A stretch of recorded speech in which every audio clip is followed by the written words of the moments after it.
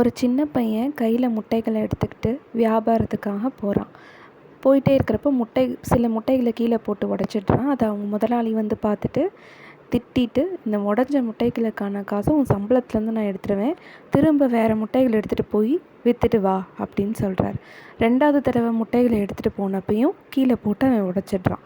அவரோட சின்ன முதலாளி வந்து திட்டிட்டு, ஏன் எதனால் இது 2வது முறையாக நீ உடச்சிருக்க முட்டையை, ஏன் இப்படி உடச்ச? நான் முதல் தடவை போகிறப்ப பறவைகளை மேலே பார்த்துக்கிட்டே போனப்போ கை தவறி கீழே விழுந்து உடஞ்சிருச்சு. 2வது தடவை எடுத்துகிட்டு போகிறப்ப முதலாளி நம்மளை திட்டாரே அப்படின்னு நினச்சிக்கிட்டே எடுத்துகிட்டு போனப்போ விழுந்துருச்சு.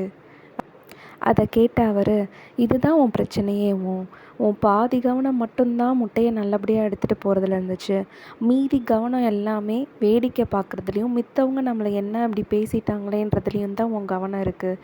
எந்த ஒரு விஷயம் செய்கிறதா இருந்தாலும் முழு கவனத்தோடு செஞ்சால் மட்டும்தான் நம்ம ஜெயிக்க முடியும்.